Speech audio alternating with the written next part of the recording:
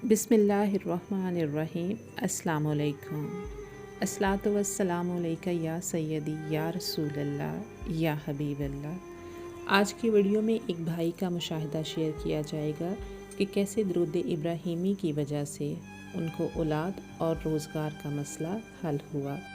वो भाई कहते हैं कि दुरूद इब्राहीमी मैंने बचपन में टीवी पर सुनकर याद किया, फिर आहिस्ता आहिस्ता शऊर बढ़ता गया और जब उसातिज़ा से दुरूद इब्राहीमी की फ़जीलत के बारे में सुना कि इंसान को कोई चीज़ दुआ से भी नहीं मांगनी पड़ती बल्कि रब करीम दिल की मुरादें पूरी करते हैं।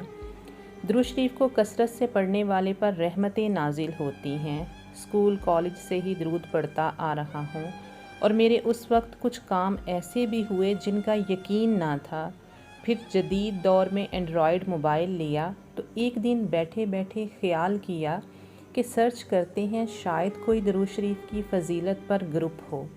सर्च करने पर आपका ग्रुप मिला तो दिन ब दिन और ज़ौक़ बढ़ता गया।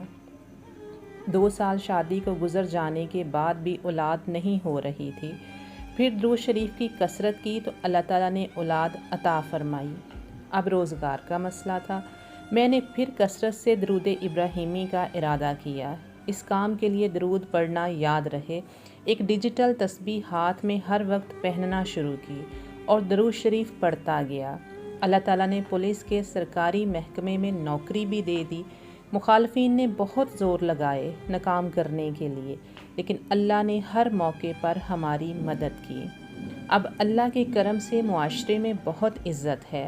मेरे ख़्याल से मुझ में कोई ऐसी काबिलियत नहीं है जिसकी वजह से कामयाब हूँ, बल्कि मेरे ख़्याल में मेरे दुरूद शरीफ की करामात हैं।